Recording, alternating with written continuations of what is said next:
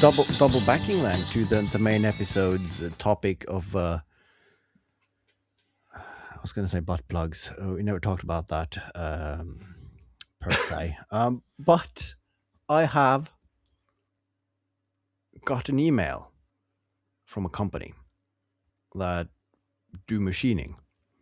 And they said, we have watched your channel and we've seen a couple of things that you've made. So And we can make it better. Yes, we can make it better with our machines. And in this... You can make it better from here, watching it on the end of a fuzzy video. Exactly.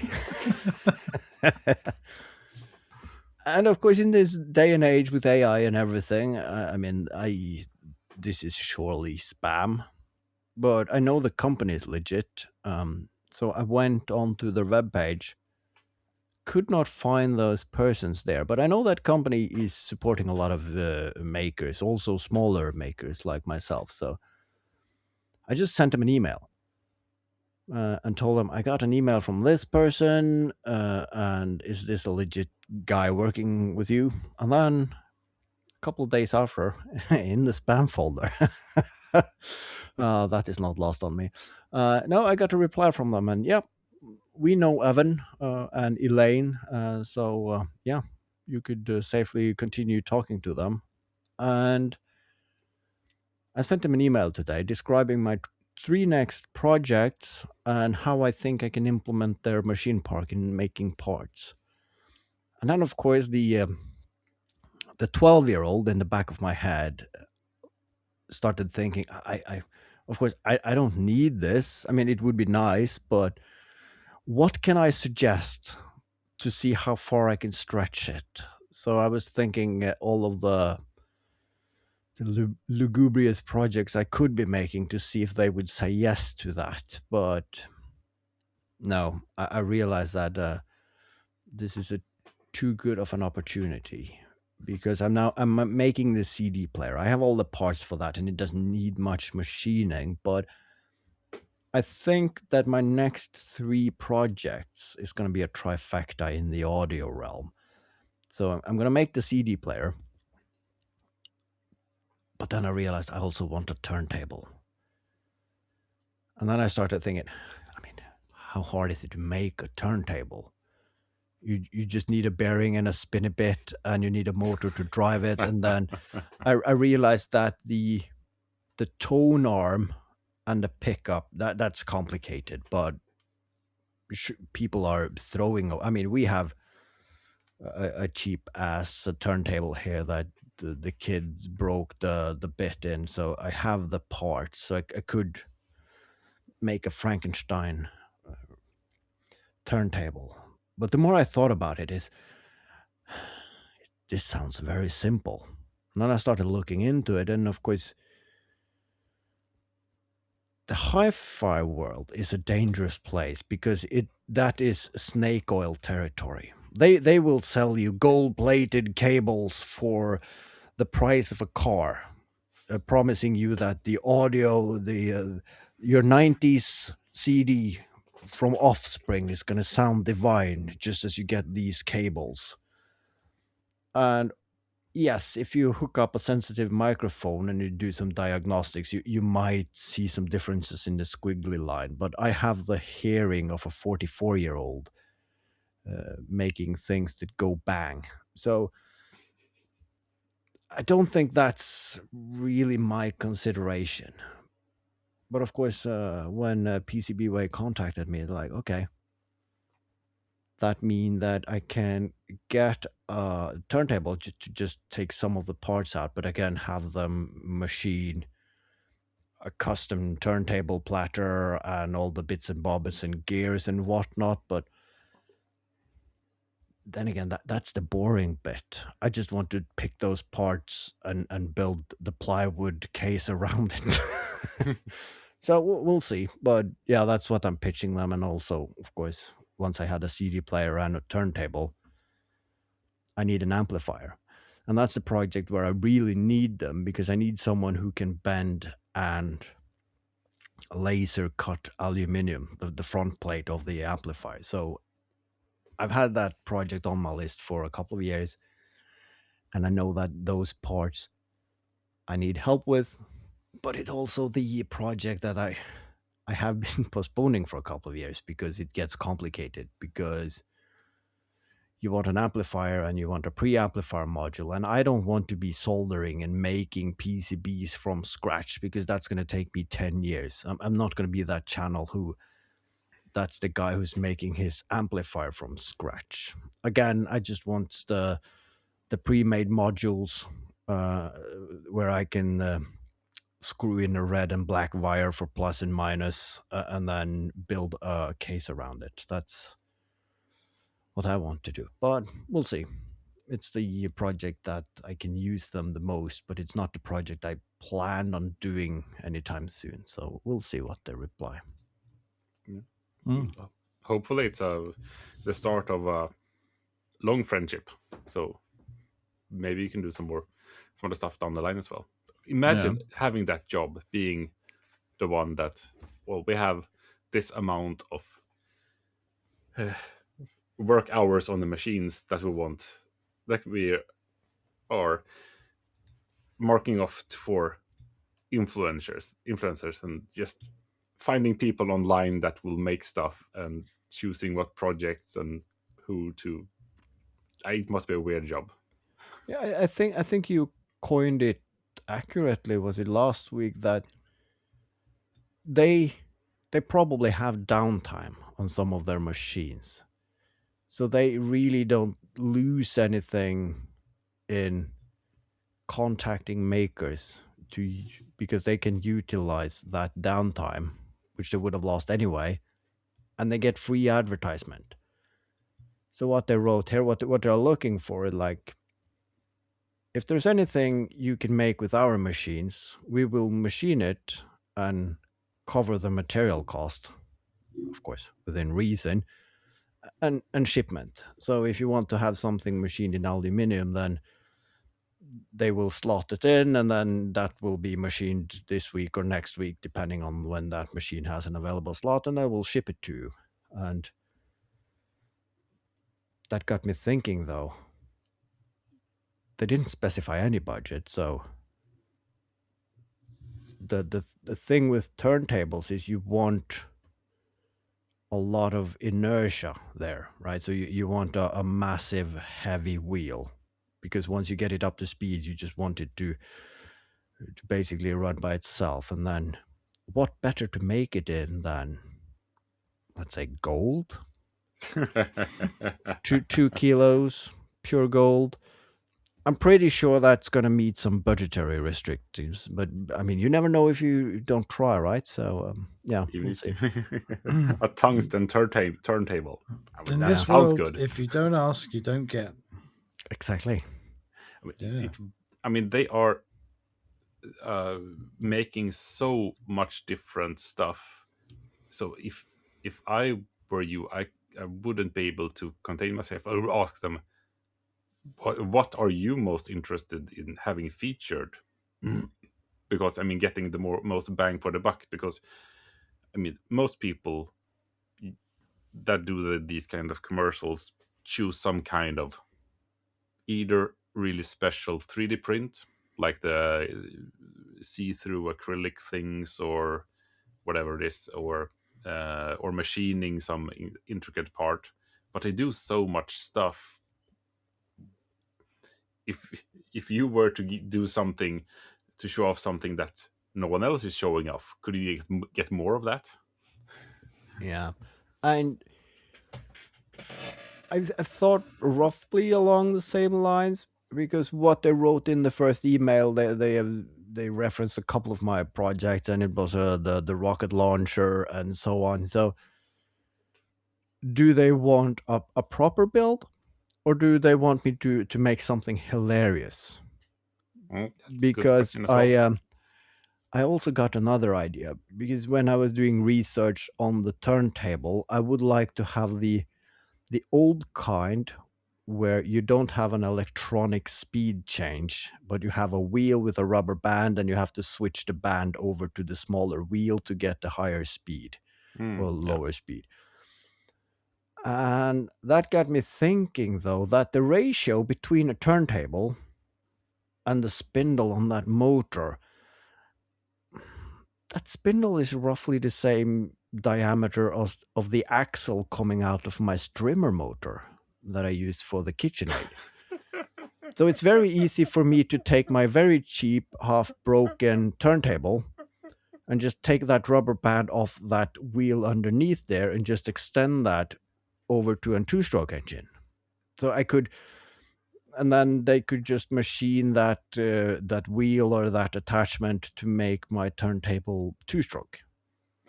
And of course, the video being that you're starting it up for the first time, and of course, the vibrations and the noise of a two-stroke engine will vastly outmaneuver any other sounds coming out of your stereo. So, of course, it's doomed to fail. But you can make a build video with like all the hopes and aspirations from any build, and then at one pull of the cord, you can just. I see some issues here. I mean, that's really funny, making it with all the triangle feet and that sort of thing to minimize the vibrations on it, and then just a motor. Yeah, Absolutely. going really deep into, you need this rubber band from this rubber tree in the Amazon, because this is very the tensile strength to expansion is very good for taking up vibration here, because we are making hi-fi equipment, and then you're getting the $1 million silver plated cable as well, made from some mines in Russia, and you're really rigging it up, and then let's I give mean, it a what listen. would that sound like? The needle on an LP disc when everything is good. vibrating in two-stroke time. I mean, you'd have to use the two-stroke also as a generator to power the sort of like 1,000, 2,000 watt amplifier to get it loud enough to drown out the two-stroke. Yeah. But then you've got all the electrical interference as well. Yeah.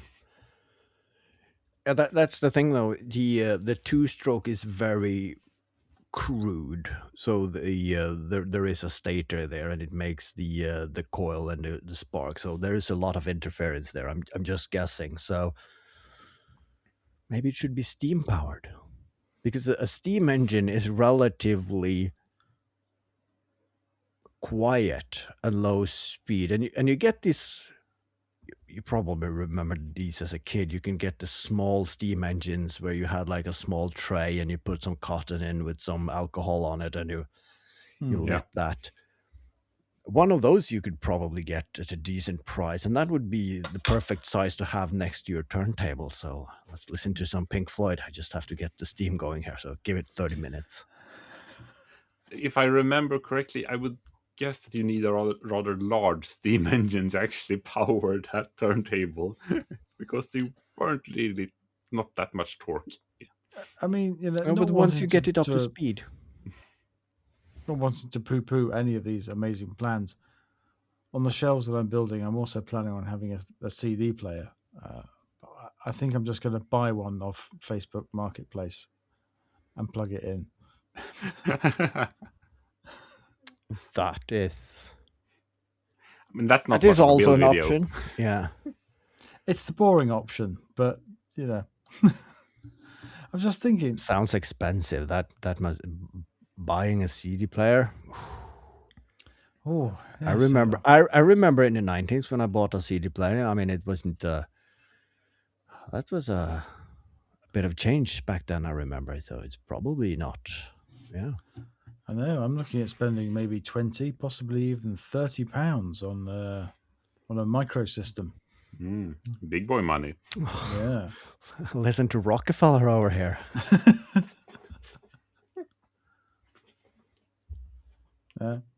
Does that kit come with a power supply as well?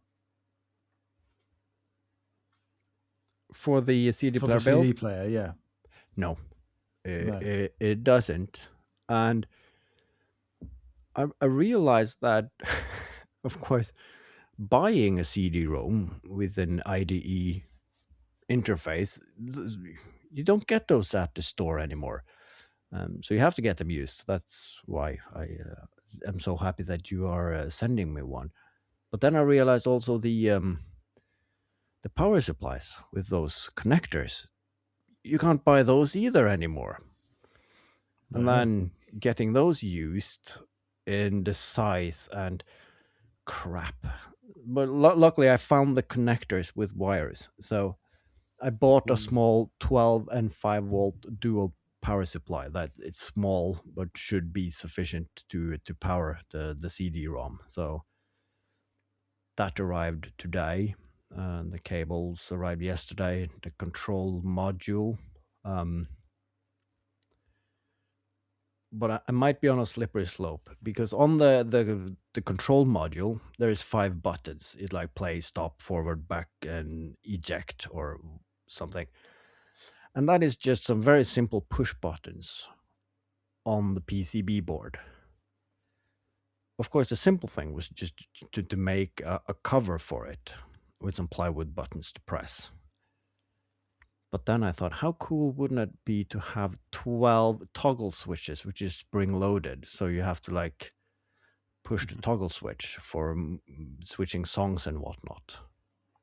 And of course, I got the toggle switches that is on, off, on. So you could actually pull it towards you to change song to the left and then pull it from you to... And then, of course, do I need to desolder the switches on the circuit board that I just bought to solder on some new switches? So it's getting complicated, and there's an increasing chance that I will ruin the circuit board that I just bought. Because they're all surface-mounted, really tiny stuff, probably. Yes. So it's not an easy thing to desolder. But that being said, though, those... your toggle switches operate a solenoid which pushes the button on the PCB. Might very well be, yes. This is why we have a podcast together. That is a brilliant bloody idea. Or do some kind of mechanical arm with some leverage thing.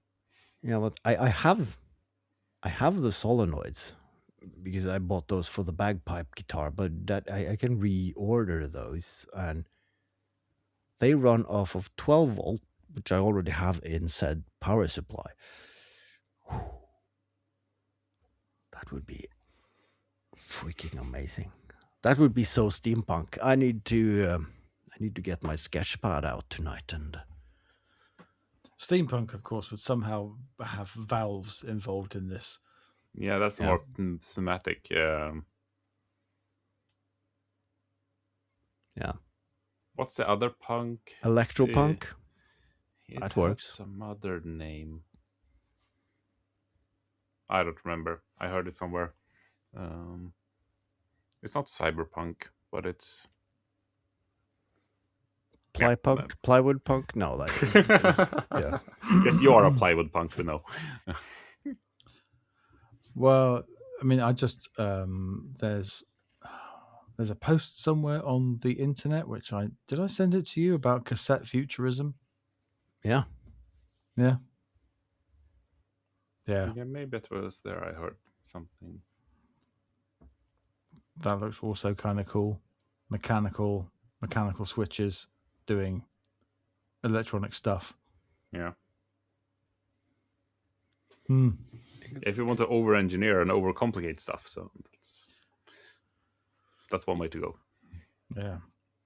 Well, I watched a short video on my lunch break a few days ago about the flight deck of the Nostromo, the set in Alien. Oh yeah. About how the actors weren't actually really allowed to touch anything because all those buttons were actually connected to stuff and all those screens were genuinely showing things. And it was set up, it was actually built by this great big team of electronics nerds. And these actors were saying, we just have to pretend to be touching stuff because the set builders said, don't touch that. No, that actually does something. Don't touch it. But how wouldn't that have been a dream project to be presented? Like, if you're a set builder, we're gonna build a set for something like the Alien, and it needs those screens and buttons, and I'm guessing they said they don't need to do anything. They just need to look fancy. So all you need some LEDs and some switches and some blinking and some screens showing random stuff. Yeah. But other But all than these, that, you could take freedom in yeah, creative. all these panels, they would to save money. All these panels were actually out of like old aircraft and old military bits and pieces, Yeah. which at the time, was quite cheap to get hold of. So they just bought up all these bits of old planes and bits of old tanks and just bolted them together in different ways. That sounds Yeah, really fun. I really Ultimate want. kit bashing. Yeah, Yeah, exactly. Life-size kit bashing.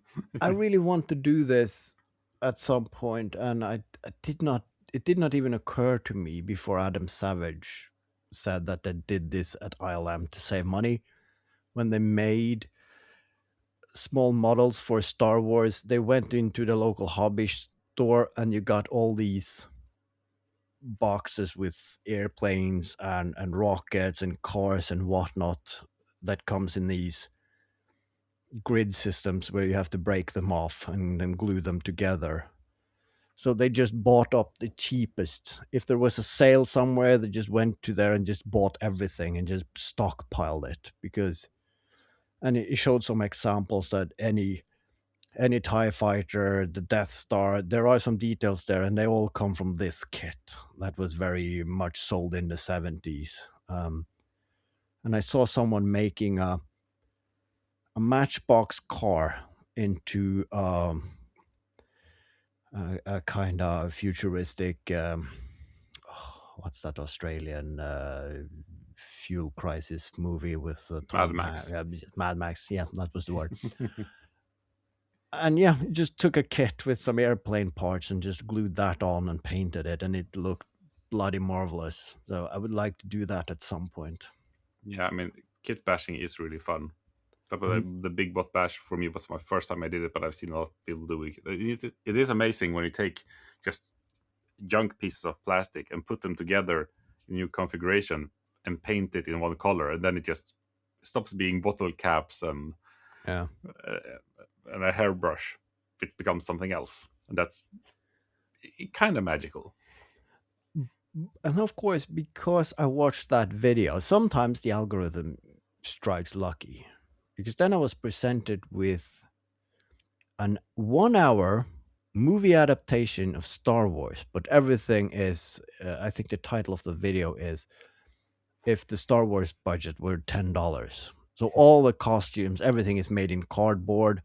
There are some VFX there, which is really good. So all the lasers and it's done properly, but the costumes for Darth Vader and the stormtroopers are very boxy because it is cardboard boxes that is painted and put some electrical tape on for the different colors of the buttons. And I realized I fucking love these costumes. And it's at that level where you can make it at one afternoon. And I've been thinking I would like to do a project for Halloween this year with the kids, but of course we're already in August, so that ship has sailed if I want to make anything decent. But no, I could make a Darth Vader out of cardboard in an evening, so maybe make it as a 1 day build. Yeah. I have some IKEA boxes here. I need a Darth Vader costume, and whatever I have in the workshop is what I have. It needs to be done by tomorrow. So it would be a fun challenge for myself, I think. Yeah. The creative constraints of material and short time frame. Yeah. Yeah, you probably make wonders. And you don't have the chance to overthink it either. No. So that's the plan. Sounds like a good plan. Yeah. I think you should do it. Well, thanks for that input. we're enablers here. Of course, we want him to do it. Yeah. And in other news, which I forgot in the main episode, but I see in the show notes, Phil, that you say point the camera at the action. I I got a 6-inch monitor for my camera. And then I had to run around town finding a micro HDMI to HDMI. I did not know even micro HDMI was a thing, but I now have a cable and I have a film rig that looks, at least to an untrained eye, it looks professional. And the reality is that I now have a kit I don't know how to use. And there's a lot of potential there that I will never reach. It's a bit like DaVinci Resolve. It can do so much more, and I'm just using it for. And it's going to be the same with this monitor. It's just to see better and do manual focus. But it has so many functions, and you can set it up to control the camera and whatnot. But then you have to read a manual. So I'm going to watch some YouTube videos. Yeah, my next video is going to take a long time because I now have new lighting that I haven't learned how to use yet and a new screen on my camera. So you need a quick practice project just to try it out and see what happens. And I realized that of course, people watching my videos might not realize, but when you're filming yourself and you're in the edit, sometimes I can see the autofocus on the camera going out of focus for like a fraction of a second before it like refocuses on my face. And I probably don't notice it in other people's videos, but in my own, I'm really annoyed by that. So I would very much like to have manual focus on myself, but it is hard setting focus on a chair where no one is sitting, and then you're going back and you can't see the screen, so you don't know, am I in focus or not? Because if you are slightly off focus for a long period of time, that's really annoying. So that got me thinking, do I need a mop? You need a mannequin.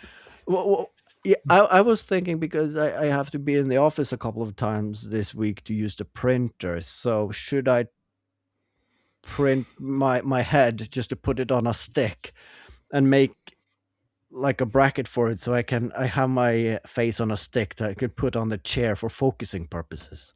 Absolutely, you should. Yes. Yeah. Yes. Or you can make a body pillow of yourself and then have to sell that as merchandise as well.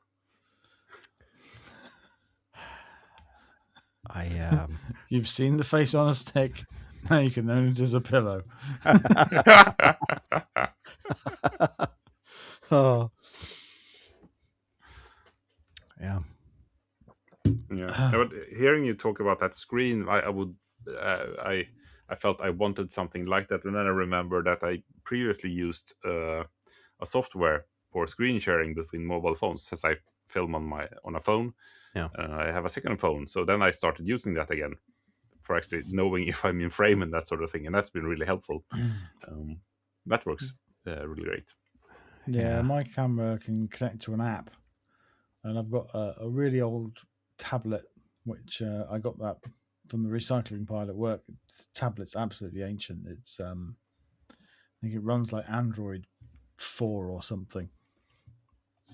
So as a device, completely hopeless, but the app still works. It still connects to my camera, probably because my camera's about 15 years old. Which is all very well and good if two things happen. One, I remember to charge it, and then two, I remember to take it with me. Yeah, that's... Yeah, because now we are inching into some proper territory here. The charging of all the units, because I now have a rig that has it's the battery for the screen, and then it's a receiver for the mic, and then I have two lights connected to the camera that also needs charging, so that and the camera itself. Now, luckily, the battery on the screen is the standardized battery that I also had in my Nikon camera, which I sold, so I don't have those batteries or charger. But the battery comes with a USB-C port on it, so you can charge the battery without a separate charger. Brilliant. Mm-hmm. But that means that I now need 5 USB-C cables connected to that rig overnight to make sure it's charged. So, and then it's the cable from the screen to the camera, and then it's the cable from the camera to the receiver for the mic. And you really, of course, the HDMI cable that I got don't have angled connectors, but you really want a 90-degree connector so it doesn't protrude and you knock it over and break the plug or even break the circuit board. So, but now I'm trying to assemble everything in a way I think this will be operational, and then I have to measure, because you can always get an HDMI cable 20-30 centimeters with the angles left or right depending on what you need. So now I have to buy all the cables in the right length for them to be seamlessly integrated into the camera rig to one point where you can connect the charger. And then we're back on the project we talked about a couple of episodes ago, where I don't remember his channel, Monsma something. He made a camera rig. Monsma. Yeah. Yeah. And then do I then want all the cables to meet up somewhere where I can have a battery pack as well? Because the problem is that my camera can film for a couple of hours, but the screen and the lights, they don't have that battery time. So Something taking Bosch batteries is really what you need. exactly. So yeah, there might, but I would need a separate camera rig to film this camera rig if I was going to make videos of me making a camera rig. So that's not going to happen. So, and I think those videos are boring to make. So it's just something I'm going to have to figure out offline, so to speak. Do something with mirrors. I'm sure to work out. Charging station build is in your future. Yeah.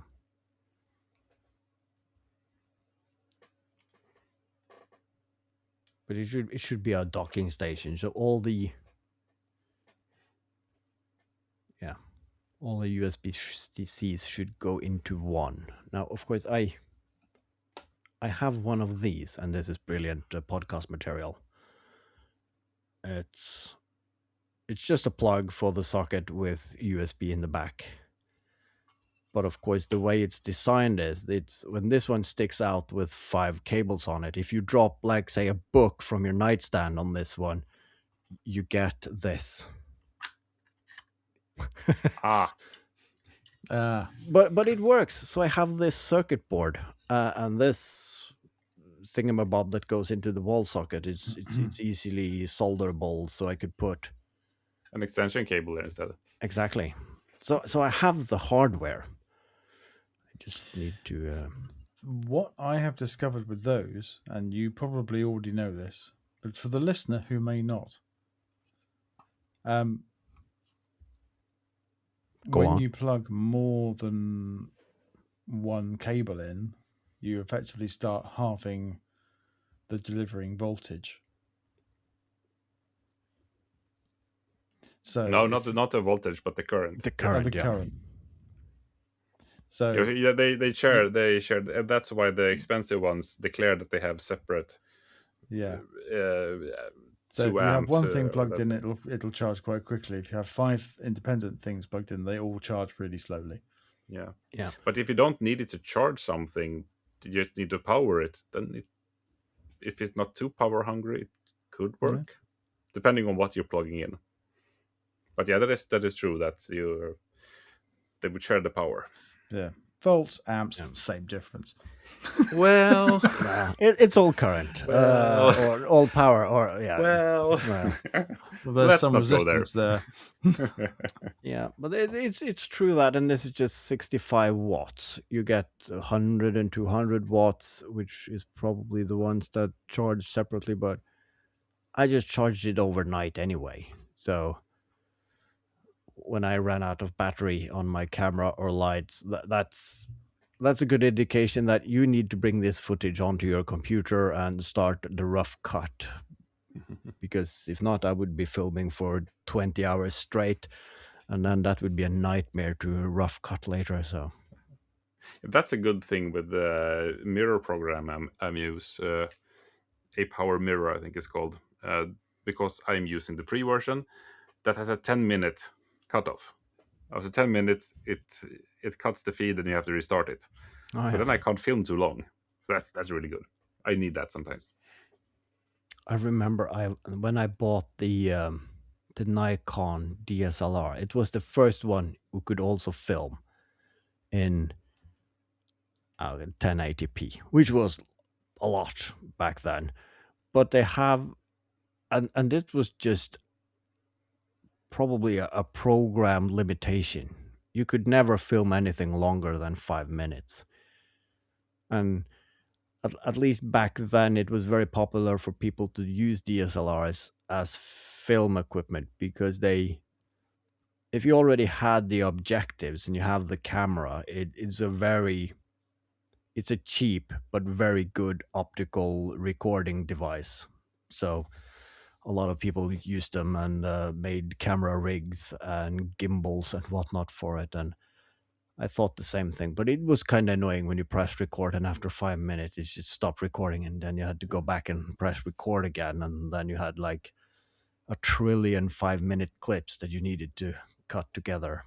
So Wasn't that for tax reasons? Because exporting camera equipment is much cheaper than movie equipment.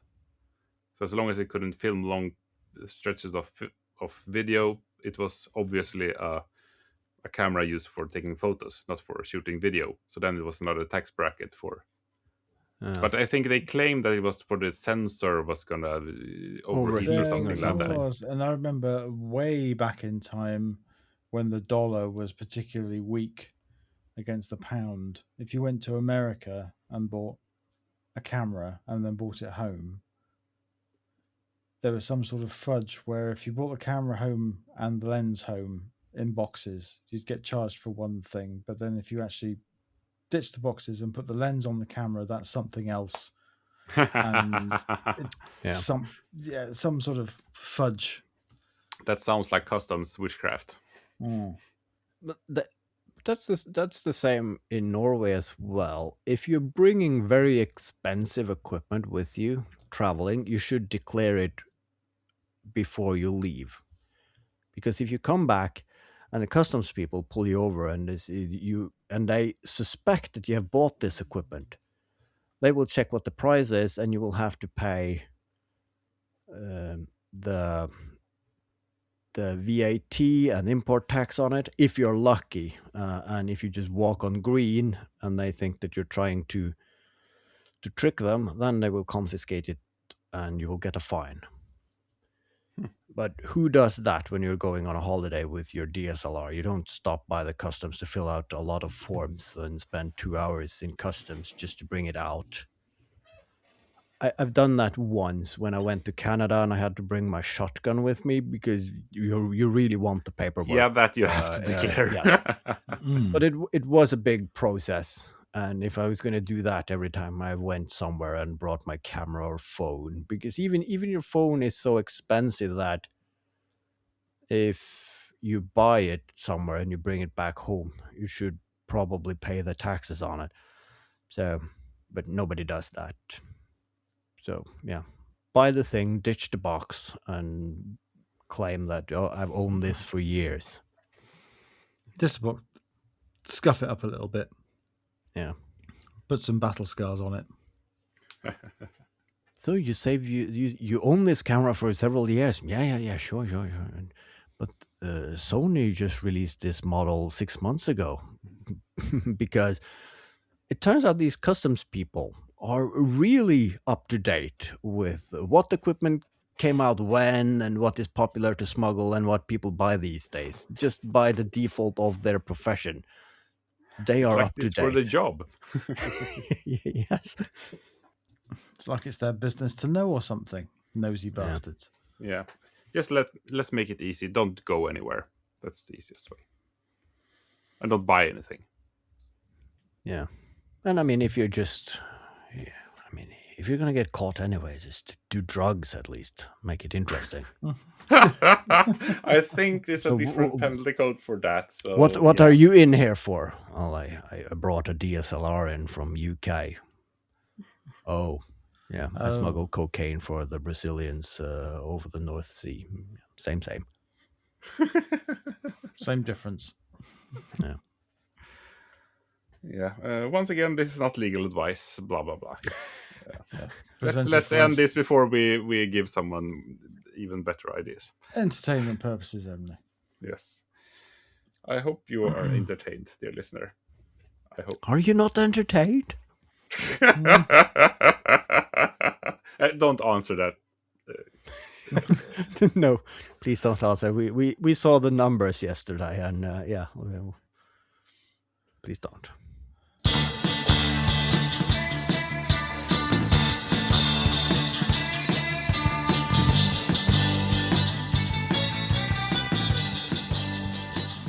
Do you have an outro on that soundboard? I'm betting you'll be No. itching for hours. Yeah, I'm not allowed to use the soundboard. Well, we're just testing you and your self-restraint. Yeah, this I fast. Yes, flying colors. Congratulations. Always.